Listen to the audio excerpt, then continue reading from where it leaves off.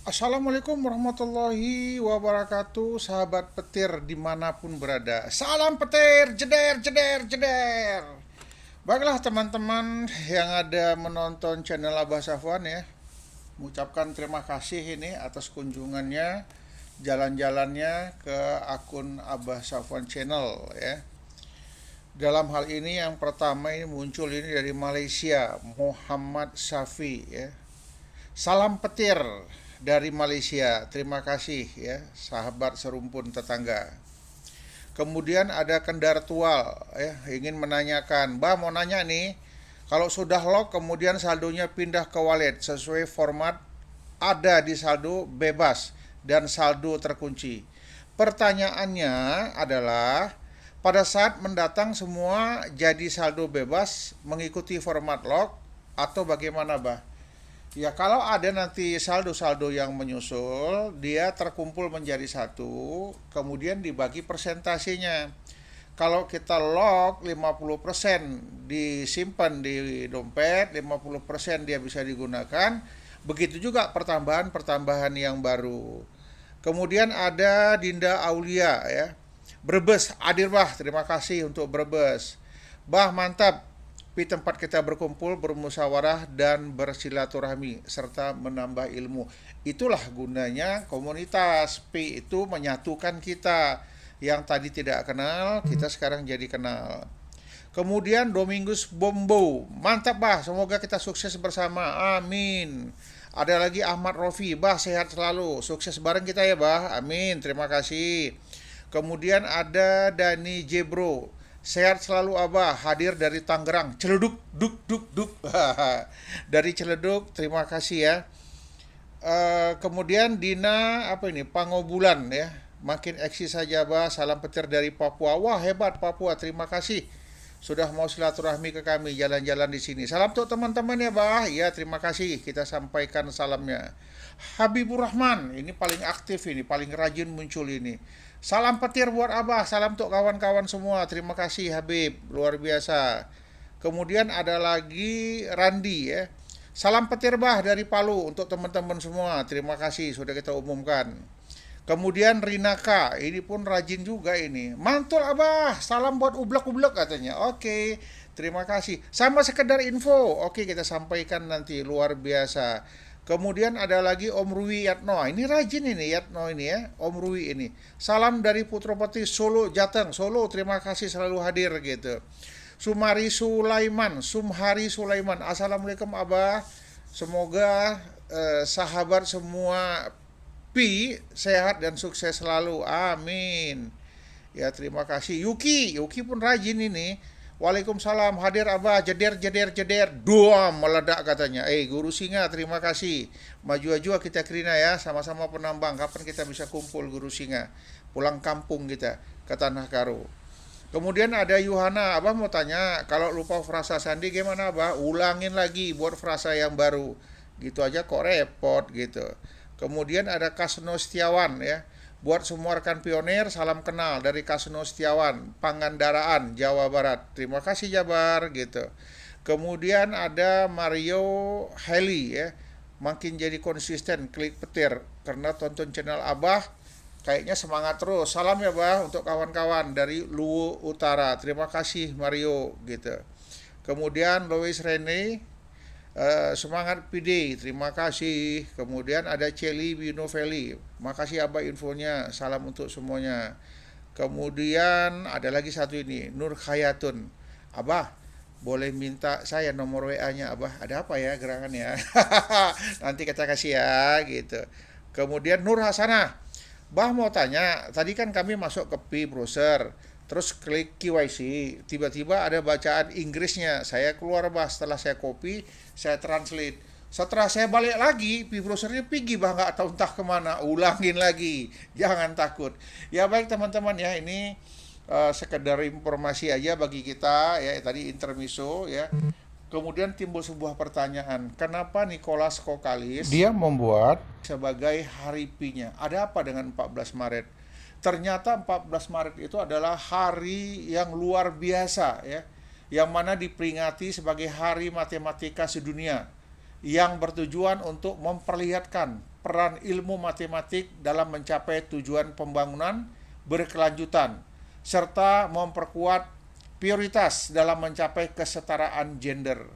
Jadi luar biasa ya, seorang Nicholas Kokalis mengambil sebuah contoh, mengambil sebuah momen itu pasti mempunyai tema-tema khusus dan maksud-maksud khusus.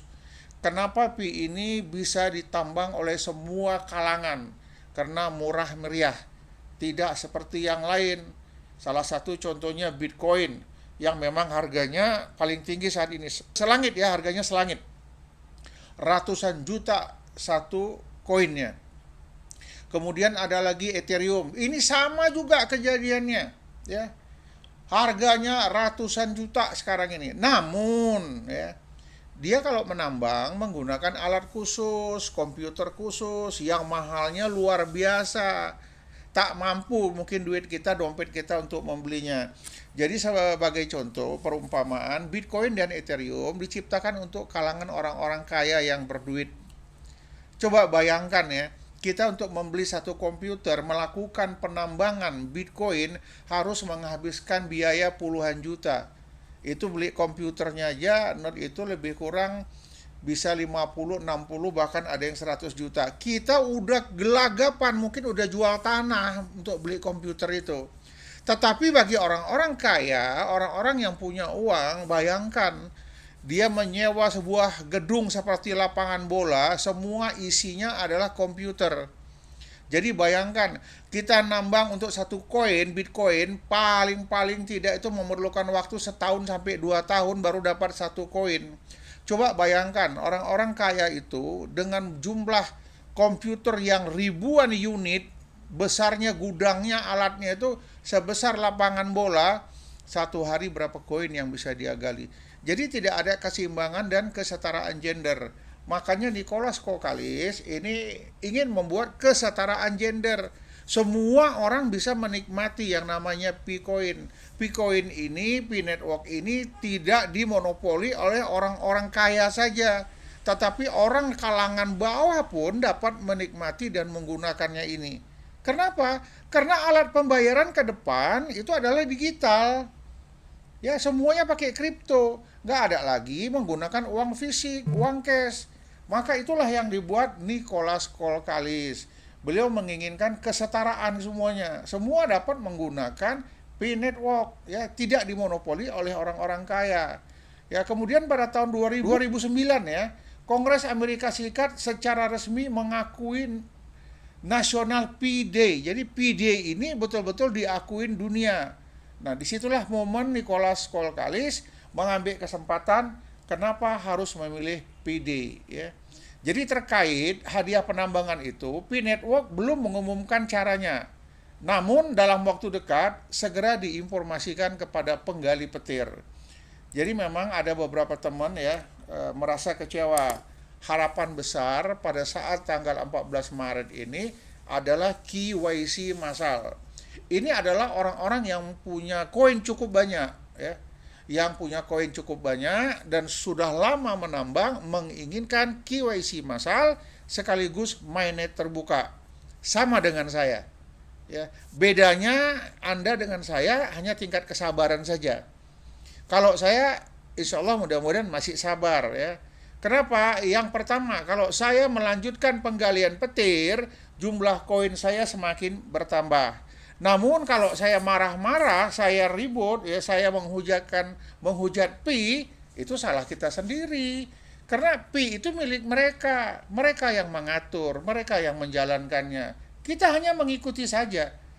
Jadi saran saya, ikuti saja terus ya, jangan pernah kendor. Tetapi kalau memang ya tingkat kesabaran, kontrol diri sudah tak bisa lagi, daripada Pi menjadi beban, saran saya di-delete aja di handphone kita. Supaya apa? Nggak ada beban gitu. Jadi tolonglah teman-teman ya, sahabat P-Network dimanapun berada, kita tetap tegar, kita tetap sabar. Kata kuncinya adalah P-Network ini gratis, tidak dibayar dengan uang. Kemudian P-Network ini jika kita pandai mengelolanya akan menghasilkan rezeki atau uang untuk kita. Seperti di video saya terdahulu.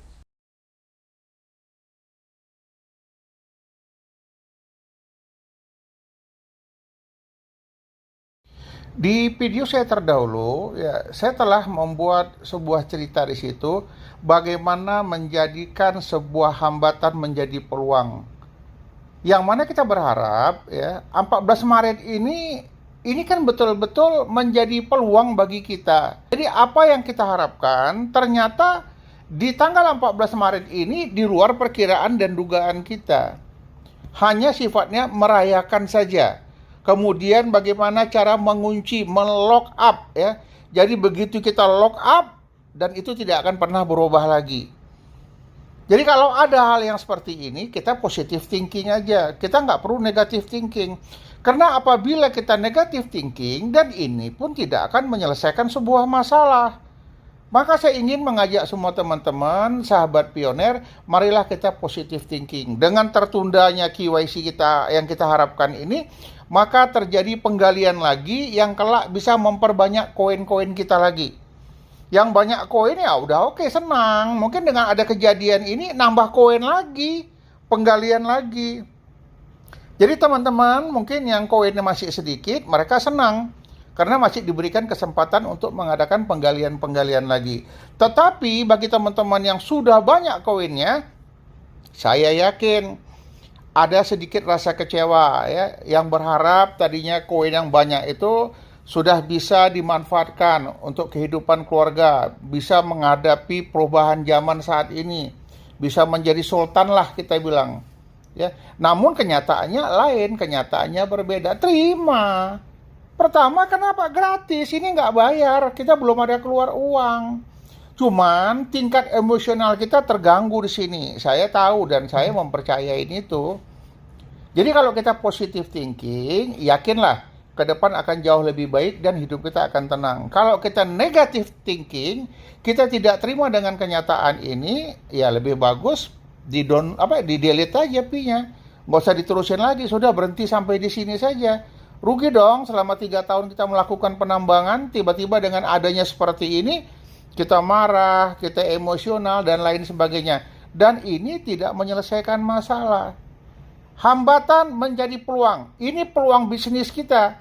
Tidak mudah, tidak gampang mencari peluang bisnis. Orang sudah banyak, ratusan juta orang mungkin sudah kumpul di P-Network ini. Kenapa kita nggak ngambil peluang?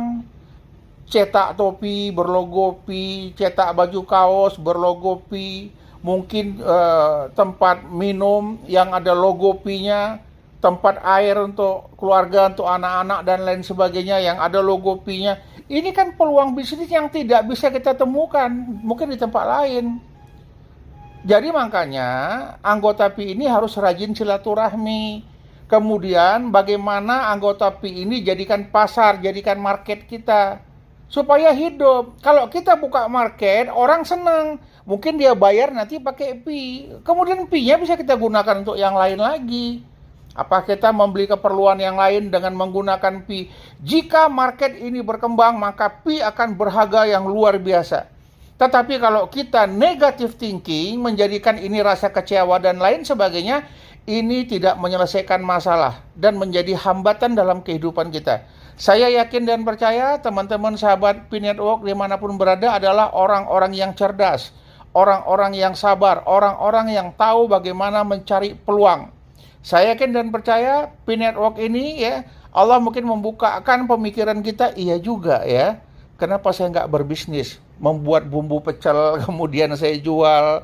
Mungkin ada ciri khas daerah-daerah saya ya, yang bisa saya jual keluar, yang mungkin orang senang. Kita ciptakan market dengan adanya Pi ini. Saya yakin dan percaya kelak kita akan sukses bersama. Demikian informasi yang dapat saya berikan, karena informasi ini saya ambil dari berbagai media. Ya, di antaranya pada saat jam 12 malam terjadi konferensi internasional, saya ikut. Saya mendengarkan itu semua. Saya ambil dari core team, saya ambil dari internet, saya ambil dari Google, saya ambil dari Instagram, saya ambil dari mana saja informasi, maka saya berbagi. Demikian, terima kasih. Assalamualaikum warahmatullahi wabarakatuh. Salam petir, jeder, jeder, jeder.